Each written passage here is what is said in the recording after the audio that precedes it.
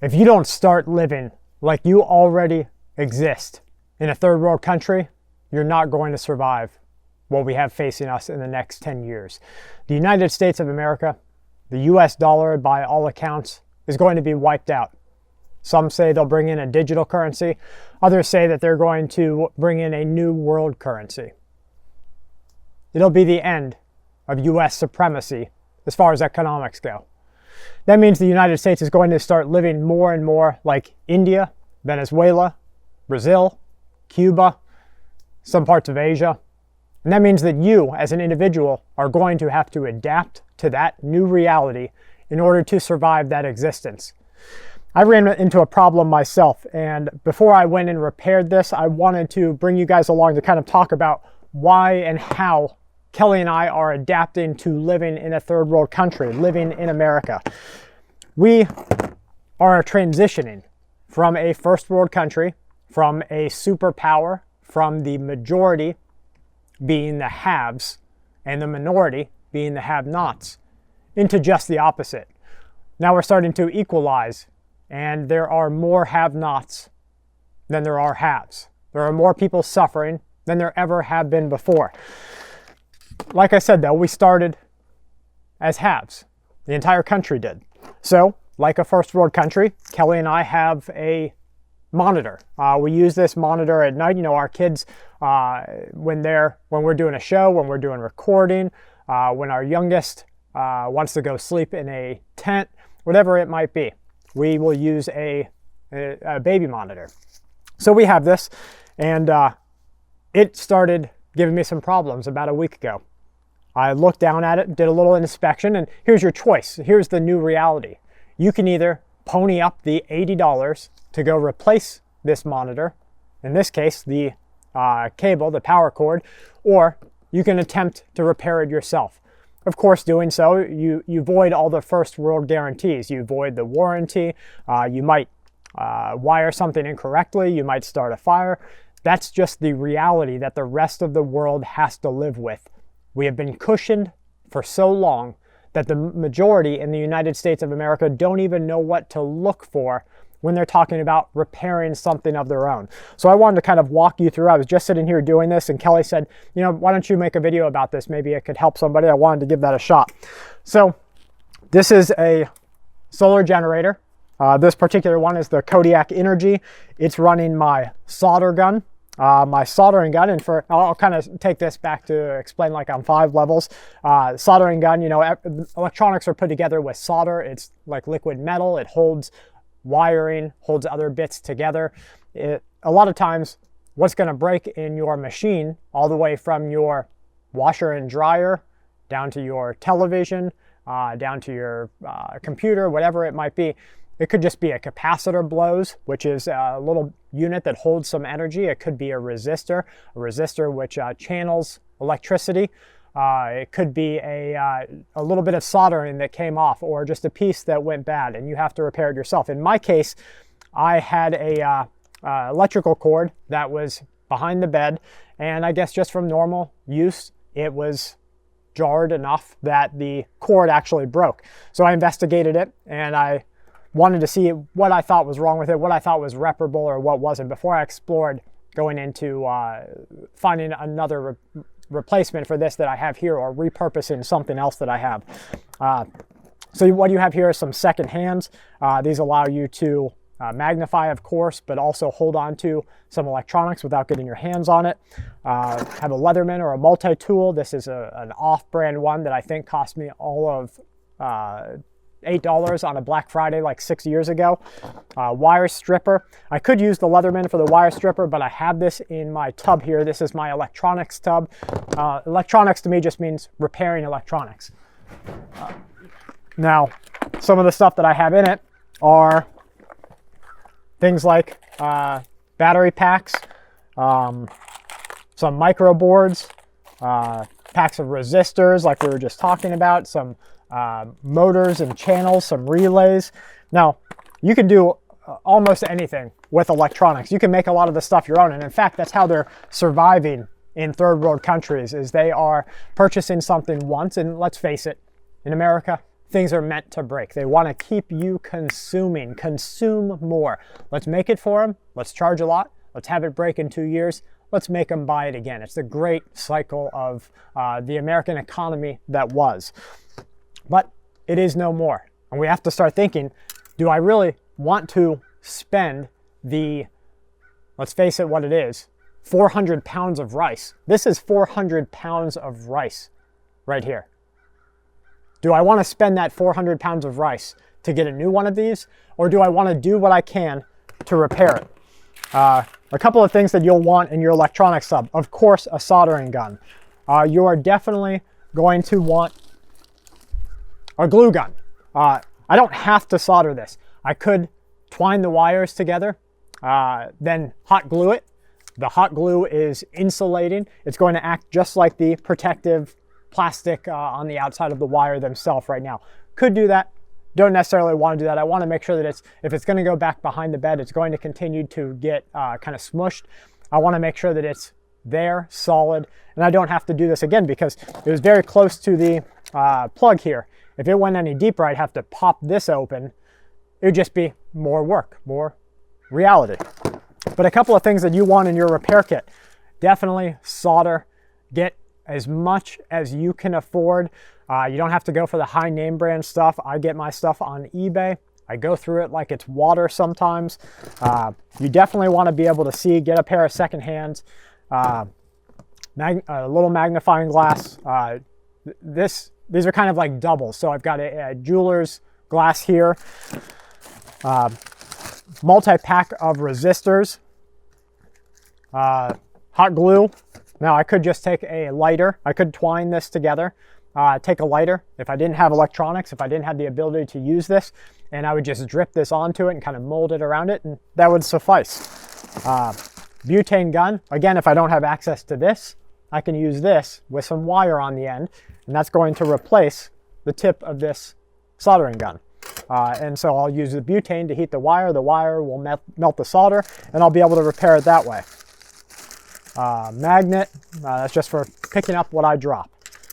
Just some tools that I've used in the past. I didn't expect to make a video of this, so this is a bag that I had thrown together inside of this electronics tub. Lighter, just normal stuff that you can think of that you would need. You definitely need resistors, capacitors, something to hold and magnify what you're looking at, a soldering gun, hot glue, and wire strippers. That's really the bare minimum. You definitely need the ability to read electricity. Make sure that you have a multimeter. There's one in the bottom of this tub, but I don't need it for what I'm working on right now. So let's go ahead and get started. What I'm going to do here is I already marked the unit here. I'm sure you can't see it very well from there, but it just frayed right at the end. I peeled this back to expose some of the wire. I marked the wire that had broken, and then the one that was coming out of the plug here, so that I knew I was repairing the right part of it. Okay, so what I have here is 2 exposed wires. You really have to make sure that you connect the right ones. If you connect the wrong ones, you're going to run into a lot of trouble. And that's where you have the danger of starting a fire, blowing out your unit, that kind of stuff. So I'm going to strip off the edge of these, the wire here, because it was a little bit easier for me to reconnect both of them than it would have been just to connect one of them. Rule of thumb, when you are working with stripping the coating off of wire, go slow. Make sure you leave yourself enough room that you can fix any boo-boos that you have. You are going to have some boo-boos. Make sure that if you mark the wire, you note where you have marked so that you can go back and make sure that you're on the right part, because having the fun of testing it to see if you did it right is really not that fun at all. So when you have something like this, broken wire, again, this is 400 pounds of rice. This is important to me. I don't want to replace that. That's a lot of rice that my family can live off of. What I do want to do is still have it in use so that I can continue to get my money's worth of use out of it.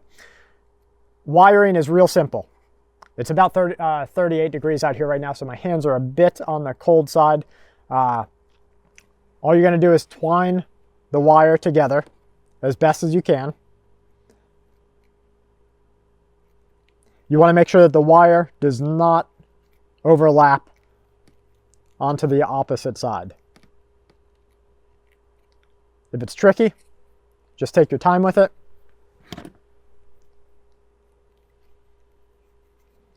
Some people would say, if it's not hard, it's not worth doing. I'm not sure I exactly follow that line of thinking, but I'll tell you what, doing stuff on your own is not easy necessarily. So now that I have one wire done, I'm going to solder that together. You gotta be real careful, these get really hot. You want to, in an ideal world, you'll want to heat the wire up first, and that, when you touch the solder onto it, is going to melt it over the wire. What you're doing with soldering is really creating a new bond. Okay, I've got one done that I feel is good enough for me. I'm going to go ahead and hit the second. Now it's ugly. Don't get me wrong. I'm not going to try and say this is better than a company could have ever done it, because it is ugly as really as can be. But I don't really care if it's ugly. What I care is that I can go and buy 400 pounds of rice or some canned chicken for my family, and I'm not spending $80 on an electronic that was meant, because it's made poorly, that was meant to break. Now I've got the other side together. I'm going to do the same thing. Bring the soldering gun to it, heat up the wire, and then bond them together. Now you can use anything that's not insulating, or that is insulative. You don't want to use anything that's conductive, so you can use things like Gorilla Tape. That would work for some of your functions. You could use hot glue, like I said. You can use some epoxies and resins. JB Weld, depending on what you're working on there. Just make sure that what you're doing is appropriate to the fix that you're trying to create. Look at places like Cuba. Look at places like India. There is no measure of throwaway there. There's everything that can be reused. Waste is a sin in those cultures, and it has to become like that here in the United States. We have to start to realize that the age of overuse is literally over. Now I'm going to use my hot glue gun. I gotta wait for that to heat up. And I am done with the soldering gun. Go ahead and unplug that. Now, why am I using a solar generator here? Just because you need to consider the things that you can do with the tools you have when the grid is down. I already had this in my possession. These don't need a solar generator. You're just going to use an electrical outlet. If you're in a pinch and you don't have a solar generator or electricity at your house, you're going to turn on your car and get an inverter. I think you can get a cheap inverter. Make sure it can do at least 1,000 watts. So you're going to spend probably $30 to $50. You can get the cheaper, and this would probably handle the cheaper. But let me see what it is. So this is 300 watt max. So at max temperature, it's 300 watts. So make sure it's 1,000 watts. You're going to be able to power everything, mostly in your household, laptop, computers, recharging, doing things like that. So if you don't have this, use your car. If you don't have your car, use your house electricity. You don't have your house electricity, use hot glue and a lighter. You don't have hot glue and a lighter, use a butane torch with some wire hanger on the end to melt your solder. You can recycle solder off of old electronics pieces, and inside of this tub I have parts of used broken pieces that I don't have any use for anymore, and sometimes I'll just see a piece of electronics on the side of the road. Big finds are things like televisions, those old televisions, the big glass ones, you know, that weigh 650 pounds, and no one even wants them anymore because they weigh so much they can't move them an inch without hiring helpers to come help them. Those are really great finds. Those are treasure for me because I can move them. I can take the pieces apart. I could go ask the person if they're having it picked up by garbage pickup. If they are, I'd say, hey, can I take some electronics out of it and put it all back together just the way it is? Most people don't care. It's their trash. They just want it gone. If they're helping you, that just helps a little bit more. So the biggest thing that you need to do is start preparing for this new reality. Start preparing for the fact that we are a transition country. We are transitioning from a first world country, a superpower, into a third world country. And in that transition, there is going to be a massive amount of pain. There's going to be a massive amount of suffering. Now, I can just imagine that there's some guys watching right now that really can solder great, put a hot glue gun on something that makes it look like it's straight from the factory. I'm not that guy. I'm really a get it done kind of guy. My only goal right here is to separate these two wires, because remember, it's going into 110. They need to be separated. These two wires cannot be touching. If they're touching in any way, if anything's conducting between them, if you come and put your hand on top of them and they're exposed, whatever might happen is going to cause a bad day for you, a bad day for your loved one, bad day for anybody who's helping you out. So, with my goal being get it done, I don't really care how ugly it is. I'm not too concerned with the aesthetics of it. And that's something that you're going to have to come to terms with in the future. Do you care that something looks just right? Do you care that your pants have holes in them that have been patched up? When's the last time that you saw somebody with an obvious patch in their pants that wasn't put there by some hipster creator at Old Navy to make it look like, wow, that person's got patched pants or distressed pants? You don't see that because we're just beginning this transition today. But what you have to do is get ready for this to become your life. Guys, I hope that you will take some of the information that we have given here, get a soldering gun, get a butane torch. If I had to choose, I definitely wouldn't go with the butane torch. This is a last break scenario. This is somebody needs help, doesn't have access to electricity. I'm not bringing this with. What can I do to help? Butane torch. Soldering gun, number one. Soldering gun is going to do things that the hot glue gun cannot do.